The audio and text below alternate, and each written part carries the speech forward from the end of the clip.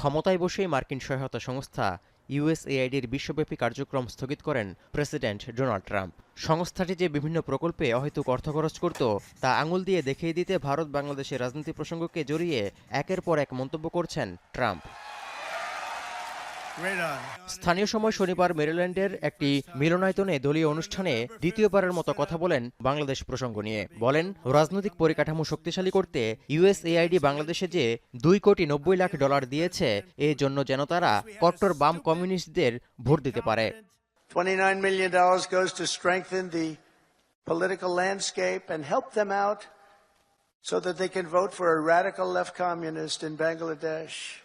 ভারত যেখানে যুক্তরাষ্ট্রের পণ্যে সর্বোচ্চ 200% পর্যন্ত শুল্ক আরোপ করে রেখেছে, সেখানে তাদের ভোটার উপস্থিতি বাড়াতে দেশটিতে কেন $2.10 কোটি দেয়া হলো তা নিয়েও প্রশ্ন তোলেন মার্কিন president.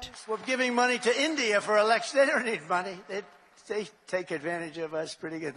One of the highest tariff nations in the world. We try and sell something, they have a 200% tariff.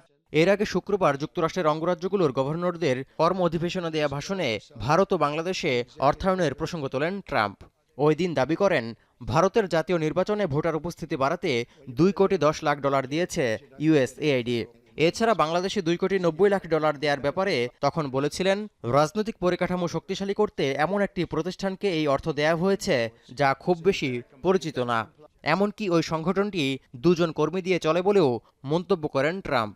$29 million to strengthen the political landscape in Bangladesh. Bharat বাংলাদেশের ইউএসএআইডির প্রকল্পে অর্থ সহায়তার বিষয়টি 15 ফেব্রুয়ারি প্রথম সামনে নিয়ে আসে ইলন মাস্কের নেতৃত্বাধীন যুক্তরাষ্ট্রের সরকারি দক্ষতা বিষয়ক বিভাগ। ভারত বাংলাদেশের রাজনৈতিক খাত ছাড়াও এশিয়ার শিক্ষার মান উন্নয়নে $4.70 কোটি প্রকল্প এবং নেপালে আর্থিক খাত ও জীববৈচিত্র্য সংরক্ষণে $3.90 কোটি ইউএসএআইডির প্রকল্প নিয়েও সমালোচনা করেন মার্কিন president. $47 million for improving learning outcomes in Asia. Touhidur Rahman, এখন বিশ্ব। সানবিট সব দিবে সামাল। সানবিট ম্যাজিক প্রেস ডিশওয়াশিং এর মাথা ঘোরানো সলিউশন।